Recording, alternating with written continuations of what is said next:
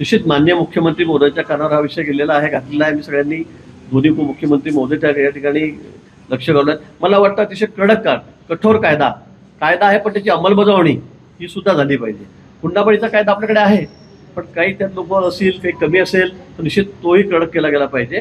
कारण मुली सगळ्यांचं, आता मला सुद्धा 2 मुली आहेत, ते सगळं बघून, ते फोटो बघून तर माझ्या अंगावर काटा आला.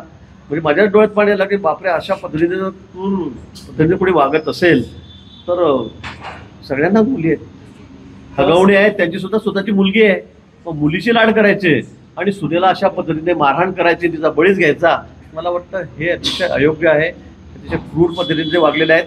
मला वाटतं सगळ्या केसांची त्यांना फाशीच झाली पाहिजे, त्यांना देहदंडाशिवाय दुसरी शिक्षा नाही.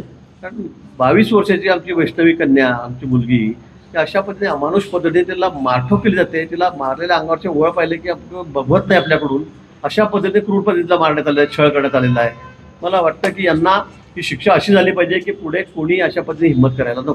भाऊ, वैष्णवीचा मृत्यू झाल्यानंतर तब्बल 7 दिवस हगवणी सापडत नव्हते आणि ज्यावेळी पोलिसांना सापडले त्याच्या अगोदर मटण खाल्ल्याचं त्यांनी दिसते. सीसीटीव्ही फुटेज देखील आलेले आहेत. त्यांना कुठलंच भय नाहीये. नेमकं एवढं भय नसण्याचं कारण काय? राजकीय ताकद त्यांच्या पाठीमागे आहे म्हणून की नेमकं काय? मी सांगतो की ही विकृती आहे.